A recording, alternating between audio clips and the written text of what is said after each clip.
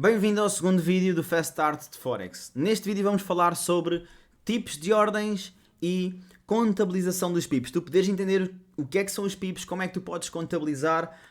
Pips é nada mais nada menos do que a unidade de medida, mas primeiramente vamos olhar aqui para a parte da leitura de uma possível análise para que tu possas também entender sempre que tu recebes uma ideia de um indicador ou vês uma análise no grupo de comunidade, tu possas inicialmente entender o que é que se está a ver ali, ok? Poderes ler, ter uma leitura sobre uma análise. É normal que tu, quando entras num grupo, tu digas isto parece ser tudo chinês, mas vou-te ser sincero, no espaço de 1 a 2 semanas tu vais saber falar chinês fluentemente e vais passar a entender tudo sobre aquilo que as pessoas que estão cá há mais tempo estão a ver, estão a analisar e propriamente aquilo que os educadores estão também a querer te fazer entender ou a querer te explicar para tu poderes tirar partido dessas mesmas análises, ok? Então, aquilo que nós estamos a ver aqui é nada mais nada menos do que um exemplo de compra e como podemos ver aqui sempre no canto superior esquerdo, o par que nós estamos a analisar neste caso seria o ouro, ok? Shao USD, o ouro em relação ao dólar, ok? A sua valorização. Então, neste momento, nesta representação gráfica, aquilo que estaríamos à procura, aquilo que nos demonstra à partida quando nós olhamos para isto é um movimento de compra, ok? A zona verde representa compra, verde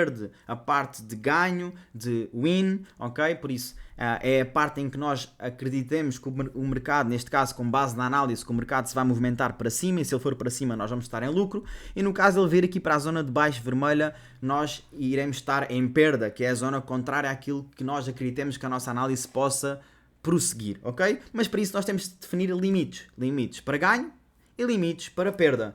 Então aquela ideia de que as pessoas dizem que mercados financeiros é demasiado arriscado é verdade para as pessoas que não se educam. Porque para todas as pessoas que se educam, elas sabem fazer gestão de risco, limitar as suas perdas e nunca entram no mercado sem saber quanto é que estão dispostos a perder. Só faz isso quem não investe na sua educação. Por isso, se tu até hoje não meteste nenhum euro no mercado financeiro, sem teres investido na tua educação, eu dou-te os parabéns por isso. Se já o fizeste, pronto, não tem problema. A partir de agora, tu vais entender porque que é tão importante investir na tua educação também. Então, olhando aqui para 3 coisas, eu quero que tu só saibas interpretar isto. A primeira coisa é, o final desta zona vermelha, neste caso, neste preço que nós vemos do lado direito, isto significa o nosso preço de invalidação. Significa que neste momento o mercado, a vela, a última vela no mercado neste exato momento está nesta zona, que é a nossa zona de execução, a nossa zona de ação, em que nós vamos premir o botão para fazer a nossa compra, em inglês o buy, o botão azul no MetaTrader, ok? Mas para isso temos de definir uma zona de invalidação, que é no caso do preço, em vez de ir para cima, o preço vir para baixo, nós temos um limite de perda e definimos já esse limite à partida mesmo antes de entrar no mercado, ok? Depois temos a zona de saída, que é a zona de saída em lucro, que é o momento em que nós acreditamos que o preço possa ir até àquela zona. Claro que ele pode ir mais para cima, sim, mas também pode ir mais para baixo. Então nós tentamos definir sempre com base numa análise técnica ou até mesmo fundamental, zonas inteligentes para que o preço possa ir e para que nós possamos recolher os nossos lucros, ok? Então, aquilo que eu quero que tu definas daqui é simplesmente zona de ação, é a zona em que nós queremos entrar no mercado, ok?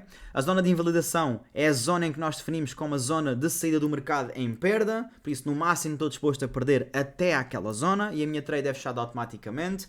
E a zona de saída é a zona em que nós estamos dispostos a deixar a nossa trade rolar até ser atingida como zona de saída em ganho. A partir do momento em que ela chega a esta zona, por isso estas velas chegam cá a esta zona, o mercado chega a esta zona, a trade é fechada automaticamente em lucro, ok? E esse lucro já vem para o nosso lado e é totalmente protegido, ok? Agora, falando aqui da representação gráfica, aquilo que estás a ver do lado esquerdo é nada mais nada menos do que uma plataforma de análise, não é qualquer tipo de recomendação, neste caso é o TradingView, é uma plataforma que inicialmente tu podes usar de forma 100% gratuita para analisar, para poder abrir qualquer tipo de ativo, qualquer tipo de ação, qualquer tipo de criptomoeda e vais ter a representação gráfica desse mesmo ativo, desse mesmo par de moeda, aquilo que seja que tu esteja à procura e é só para tu poderes analisar quando já tiveres mais experiência. Numa fase inicial não vai ser assim tão necessário, mas numa fase mais avançada, se calhar até vai ser uma ferramenta que tu vais poder utilizar para poder fazer as análises, acompanhar as aulas ao mesmo tempo que os educadores em live e poderes também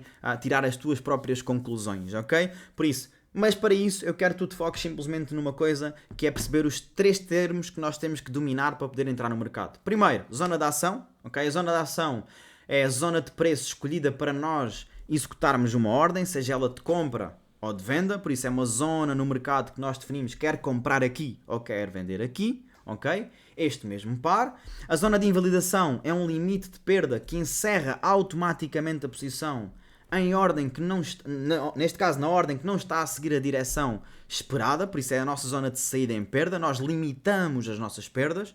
Não é aquela ideia de perdi o dinheiro todo a fazer trading, rebentei uma banca a fazer trading. Isso só acontece para as pessoas que não têm experiência e que não fazem gestão de risco e que não têm estas noções que são básicas dentro do mercado.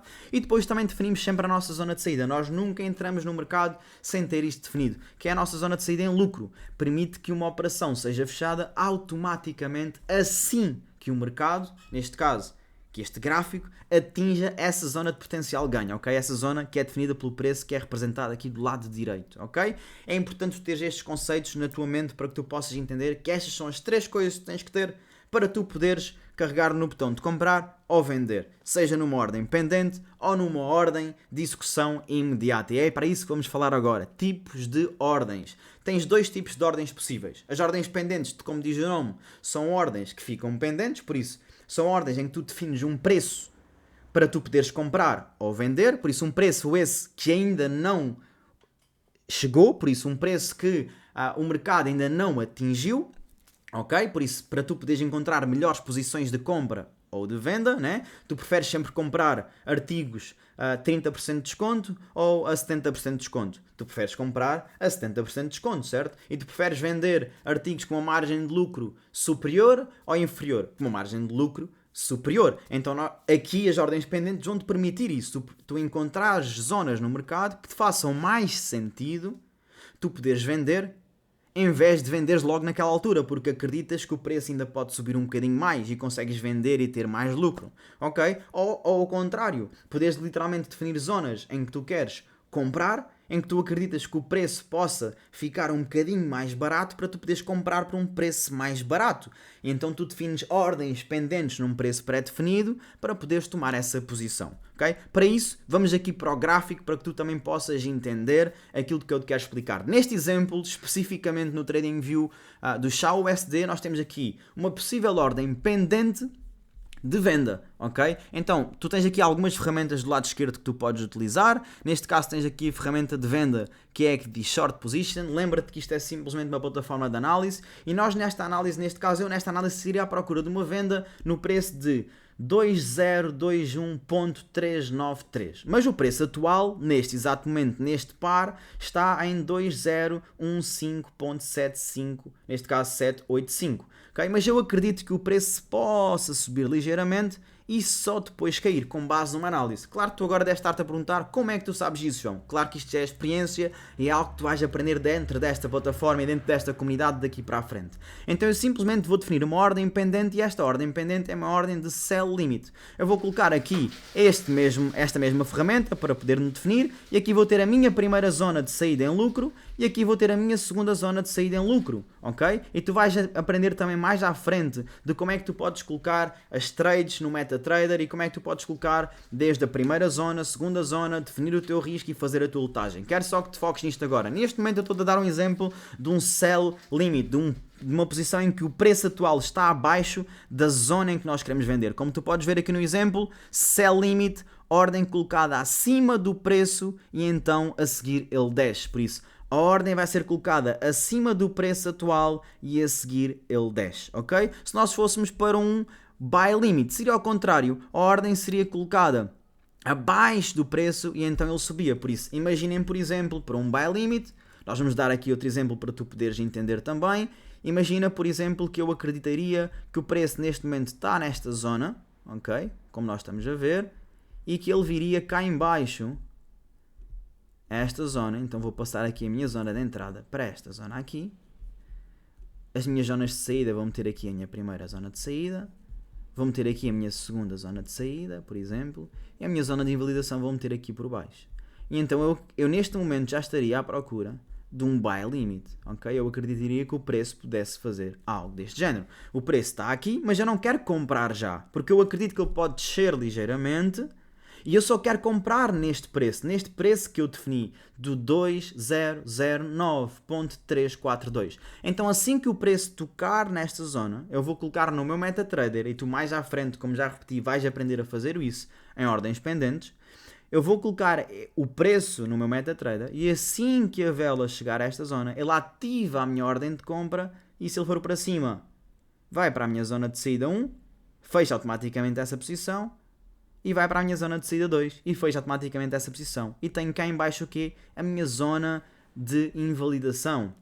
Okay? Que é o meu chamado stop loss, que é no caso das velas continuarem a descer, eu só vou perder até aqui. Que é o quê? Sempre 1 a 3% da minha conta real. Se eu tenho uma conta de 100 euros, se eu definir que o meu risco ia ser 1 euro, ia ser 1%, então quer dizer que o meu risco vai ser 1 euro. No caso disto acontecer, da vela passar esta zona, ativar a minha trade e chegar à linha vermelha, só perdi 1 euro. Se eu tiver uma conta de 1000 e definir que o meu risco é 1%, eu vou perder o quê? 10 euros. Se eu tiver uma conta de 10.000 e definir que o meu risco nesta trade é de 1%, eu vou perder o quê? 100 euros. E assim sucessivamente. E isto é o buy limit. Depois temos as outras duas ordens pendentes, que são o sell stop e o buy stop, que são ligeiramente diferentes, ok? O sell stop é nada mais nada menos do que eu acreditar que, fazendo aqui novamente um exemplo, neste caso, como vocês veem, o sell stop é a ordem colocada abaixo, por isso a ordem de execução é colocada abaixo do preço e o preço continua a descer.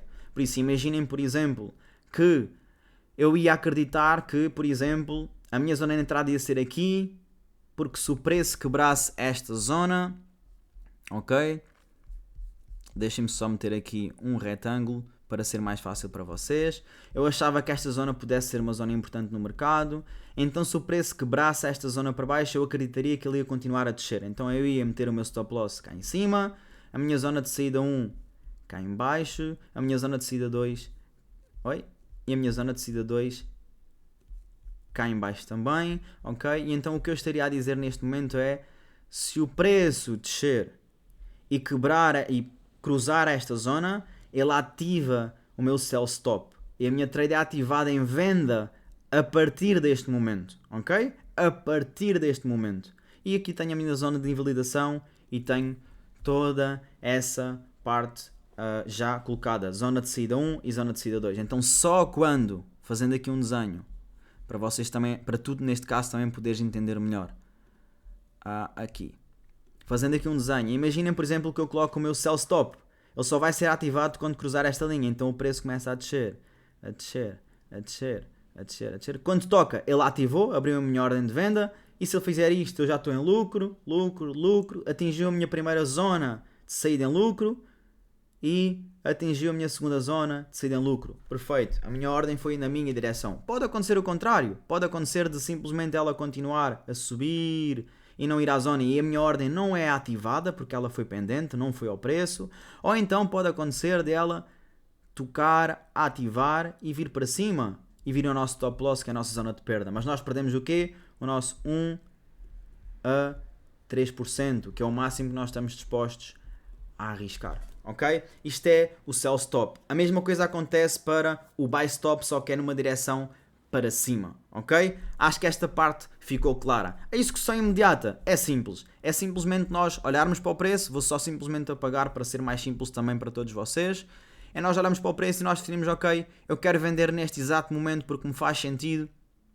Quero vender agora, por exemplo, neste exato momento defino o meu stop loss, a minha zona de saída, ok? Coloco aqui a minha zona de invalidação, cá está ela a vermelho, ok? Coloco aqui a minha zona de take profit 1, a minha zona de saída em profit 1, ok? Se for só uma é 1, se for duas são duas. E vou colocar aqui a azul, ok?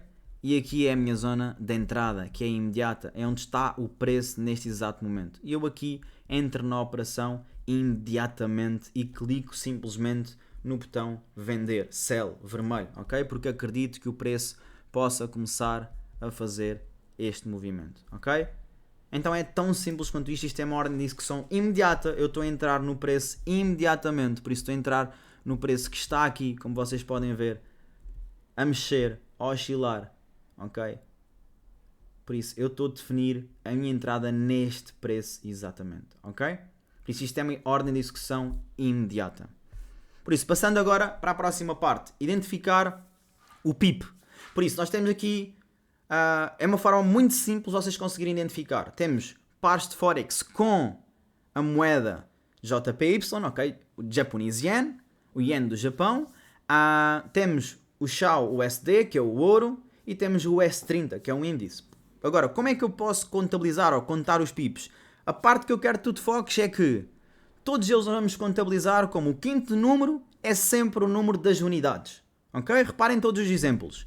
O quinto número, independentemente de onde esteja a vírgula, é sempre o número das unidades. Aqui nos pares com o Japanese Yen, o Yen do Japão, nós temos a vírgula, aqui 1, 2, 3 números e a vírgula, certo? Mas eu quero que tu esqueças a vírgula em qualquer um deles. Então qual é que é o quinto número? 1, 2, 3, 4, 5. O quinto número é o 2. Então é o número das unidades. Ok?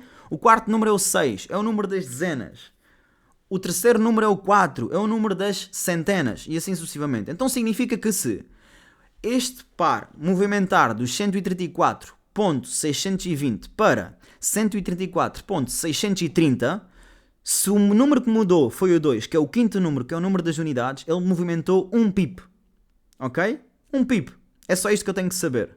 Agora, o pip pode ser para cima ou para baixo. Não há pips positivos nem negativos. Então, se ele mexeu do 134.620 para 134.630, ele mexeu um pip. Mas se ele mexeu também do 134.620 para 134.610, ele também mexeu um pip. Só que foi para baixo. Ok? Mas é um pip igual. O pip é unidade de medida. É como ao centímetro, decímetro, igual. Ok? Não há centímetros negativos nem positivos. Ou é um centímetro ou não é um centímetro. É um centímetro para cima ou é um centímetro para baixo. Aqui o pip é igual. Ok? Então se ele movimentou, por exemplo, aqui para as dezenas, dos 134.620 para 134.720, então o sexto número é das dezenas, ele mexeu 10 pips. Passou de 6 para 7. 10 pips foram movimentados. Okay? Se ele mexeu dos 134.620 para 135.620, então o terceiro número é das centenas, então mexeu 100 pips. E assim sucessivamente. E no Xiao igual. Se ele mexeu dos 1636.50 para 1636.60, ele mexeu um pip. Se ele mexeu, por exemplo, dos 1636.50 para 1637.50, ele mexeu 10 pips. Se ele mexeu do 1636.50 para 1646.50, por isso o terceiro número é das centenas, ele mexeu 100 pips e assim sucessivamente. Ok? O S30 igual, da mesma forma. Então se ele mexeu dos 33.625.30 para 33.626.30, mexeu um pip. Se ele mexeu dos 33.625.30 para 33.635.30, mexeu 10 pips e assim sucessivamente. E nos pares com 100 JPY, 100 Japanese Yen, funciona tal igual da mesma forma. Imagina, por exemplo, no euro-dólar. Se ele movimentou do 1.1900, neste caso, 19.461 para 1.19.471, o quinto número é qual? É este. Então se foi este que mudou de 6 para 7, mexeu um pip. Ok? Então se mexeu aqui do 1.19561, e se o número que mexeu foi o 4, e nós sabemos que o quarto é o quarto número, logo é o número das dezenas, ele mexeu 10 pips. E assim sucessivamente. Eu acho que se tu repetires e vires isto e ouvires isto várias vezes, vai ser simples se tu entenderes. É sempre, como tu podes ver, o quinto número é sempre o número das unidades, independentemente da vírgula. Esquece a vírgula e vai ser muito mais fácil para ti pensar sempre que o quinto número é o número das unidades e quando esse número mexe é 1. Quando mexe o quarto número são dezenas, quando mexe o terceiro número são centenas, quando mexe o segundo número são milhares. Okay? É só isso que tu tens que entender para poderes identificar os pips e poderes olhar dessa forma também para a parte dos pips. Okay? Por isso, parabéns pelo teu foco e segue para o próximo vídeo.